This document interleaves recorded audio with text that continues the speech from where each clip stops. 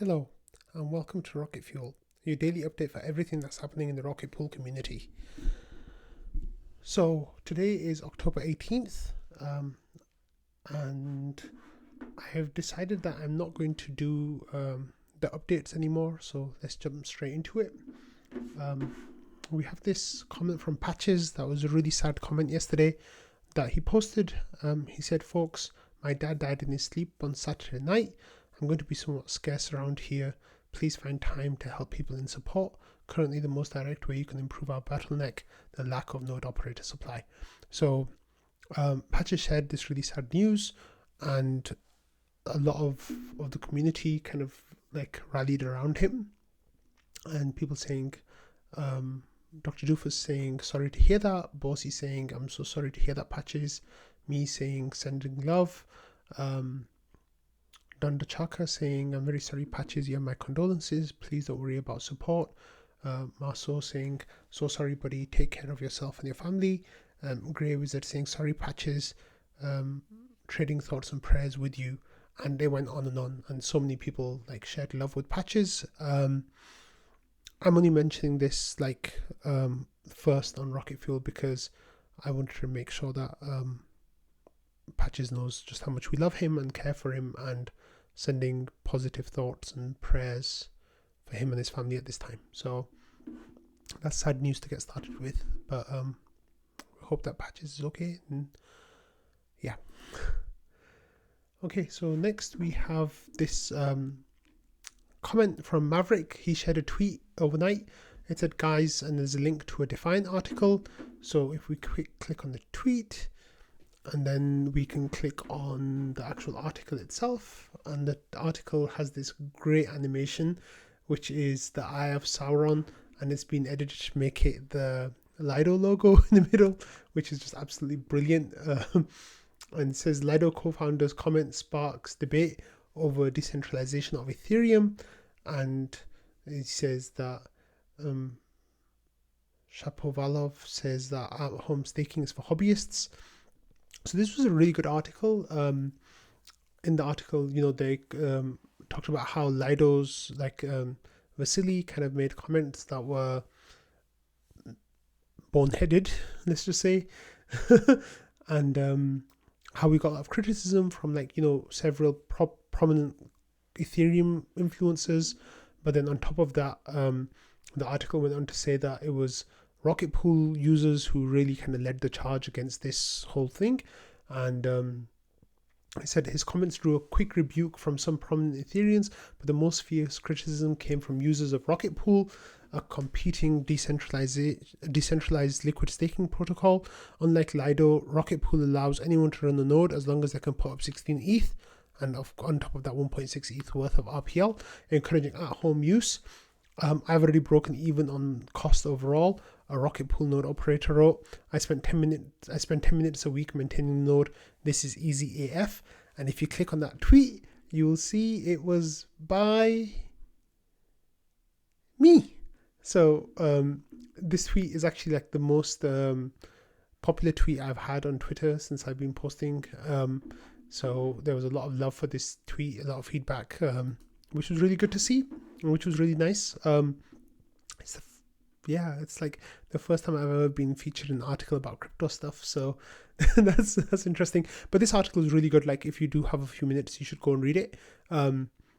It's got some really good comments in there. Like, there's actually a lot of quotes from Langers, and he said some really smart things as well. So if you have a few minutes, go ahead and give it a read, because I think you'll really like it. Next, we have a couple of comments from Joe, who is sharing the terminal user interface system that you use to configure your node.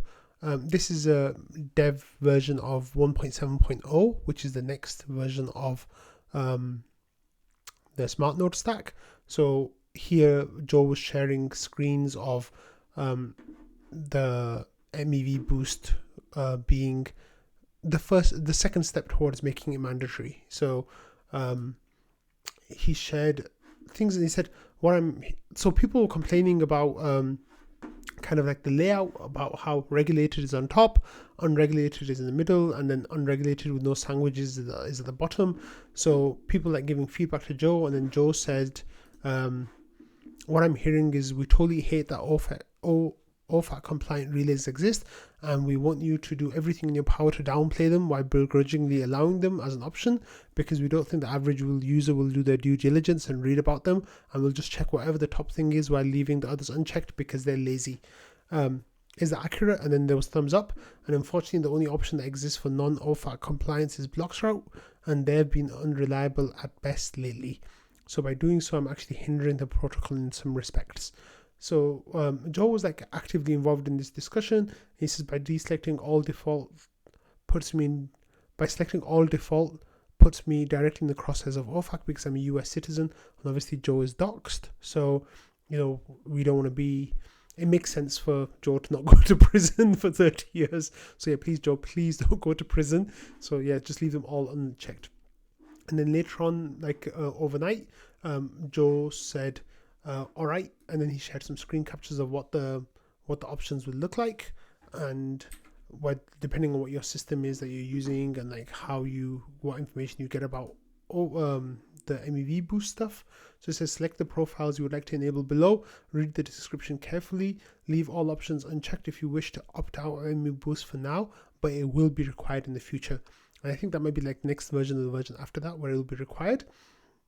And then Joe goes on to say, it gives the options and a little bit of a description of what each one is, but trying to keep the language as simple as possible by calling it unregulated, all MEV types, unregulated, no sandwiches, and regulated, all MEV types. So I think the options on the left will be like presented in random.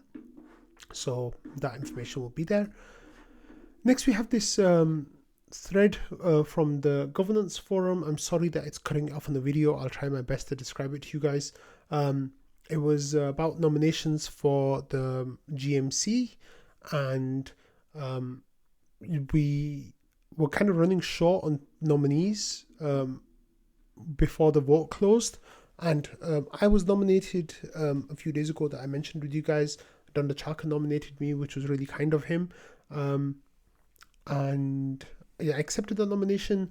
And then a lot of people started applying and like kind of nominating themselves, nominating other people when they realized the time was going to get short. So we had Ken accepted the nomination, Invis nominated himself, Fornax nominated himself, CVH was kind of like keeping themselves safe, like not wanting to dox themselves, but also want to nominate themselves. So there's some stuff that might go on behind the scenes with Valdorf to make that happen. Dunda Chaka also nominated himself. Vonda confirmed that he'd like to participate if he gets selected. Encryptics would like to be involved also. And then Petrus came in and nominated a whole bunch of people like Waldorf, Patches, Object, Peter, Yorick, Button, Nashua, D2, and Hani Abu, and Ramana and Kevster as well. And then a bunch of people came in and said that, we don't want to do it. Like Waldorf and Butter and Yorick and Patches, Nashua, all of those people like kind of removed themselves. Ramana confirmed that they'd be happy to accept it. And Hani Abu says, as much I'd love to be a part of this, other commitments at the moment, I'm afraid I won't have the time to dedicate myself. So I'd like to remove myself from consideration at this time. So it looks like, we're getting a really nice list of people that will kind of pitch themselves to the community. And we're looking for 8 people, I think it's 8 people. And then that's really great. So I said that I have to start working on my information sharing so I can get my statement ready. So I still need to do that. I haven't done that yet. So that's really exciting. This is really interesting that happened today, and it's something that's really cool that is happening. So a few days ago, I shared news of Arrow depositing 500 ETH of their treasury into the deposit pool and getting rETH. So today we had 500 ETH deposited into the deposit pool from Gnosis, and that's the people who make the the multi-sig contracts, and they've got a token now as well. So they put in 500 ETH to the deposit pool to change, I think, what is some of their treasury into rETH as well. So that's really exciting that this is happening by more and more companies and organizations and DAOs and stuff now. However, Invis also shared that they have 3,500 ETH, ST ETH, 520 Anchor ETH, and now 500 rETH as well. So they've already got some of their treasury, I presume, in other LSDs. Hopefully that would start working towards rebalancing that towards Rocket Pool. Valdo says that's strictly good. Not like they just chose to buy in these proportions, they just added rETH. So hopefully they'll add more rETH, and that'll be really good for everyone.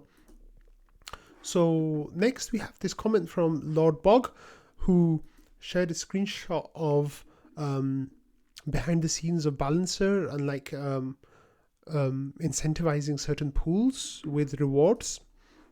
So LordBog says, little experiment, does bribing RPL rETH have noticeable impact on liquidity? If the answer is yes, ... So LordBog basically spent a while yesterday talking about how he wants to bribe certain pools. Most of that was the RPL rETH pool, and trying to figure out how it was going, and basically what the rewards are going to be like.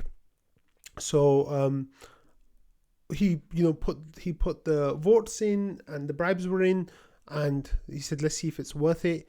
And then the bribing round is closed. They can move votes a little later to give time to react to late bribes. And yeah, he said, yeah, there's still time to vote, and should work out to 500,000 votes or so, which is a nice boost in APR. And he said already shifting, a lot of people delegate hidden hand, so they'll optimize for profitability. So if this experiment is successful, in the future it should continue by Rocket Pool. And then Valdorf basically explained about how it's not really in the remit of the incentives management committee to boost that pool. So he went on to explain how he's like boosting it a lot, and like all this great stuff is happening. And then I want to see where we got to Solar Curve. If you just give me a second. Oh yeah, Solar Curve is here. So Solar Curve works at Balancer, and he says, so now move your vote to something else and move it back at the literal last minute. Trick the auto movers, max return on investment strategy. So that hopefully will give some good boost to that, which might pump the RPL price if people want to buy RPL to get advantage of the rewards in that pool. But I don't know how that will or won't work out. Like LordBog said, this is an experiment, so it's going to be interesting to see how it works out. Next we have this comment from Wanda, who kind of got, like, there was a discussion kind of already taking place about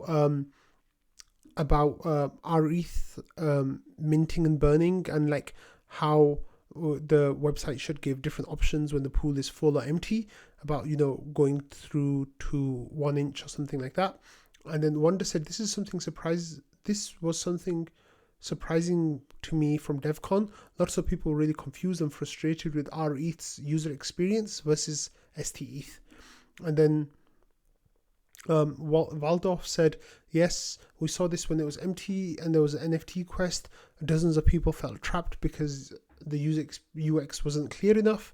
And then Marceau said, I really want to build rocketpool.fi as a solution to this. We could do things like 1-inch integration to make the minting process seamless. And then that was a discussion basically that was taking place about the rocketpool.fi website, and like what it might or might not include, and how it might end up being like a really great community resource. And I think they're going to go through with this. So Marceau said, Sleety, we should talk. And then Sleety, Meek obviously said designer, Sleety. Meek, like, and a lot of people in the community have a lot of respect for Sleety's work, and we really appreciate all the work that he does, and a lot of it for free, but like really beautiful artwork and really beautiful design work. So And then Maso said the fact that we're not better utilizing Sleety's crazy good talent is basically the same thing as setting a pile of money on fire. So Sleety later replied, I don't have that link, but Sleety later replied and said that Sleety later replied and said that he'd love to get involved and make it something that he'd do over the next month. So yeah, it's really great to see that that's happening. So I hope it works out well.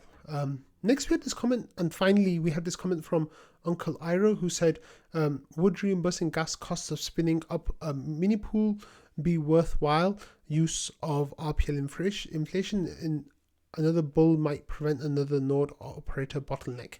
So Valdov says that's effectively a direct incentive where we pay RPL to start a mini pool. As long as we pay less than it costs to exit and rejoin, it's not adjustable, but it might be perverse.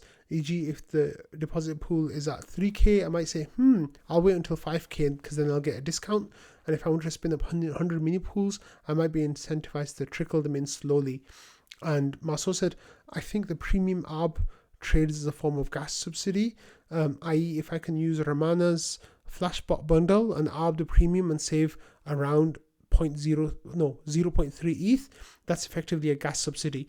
So that bot potentially can be really great, if it works out the way that we've been thinking it will recently, once it goes through all the testing and make sure everything is going well, because it's like Wanda says here, it's true it's easier than protocol paying RPL or ETH to node operators directly.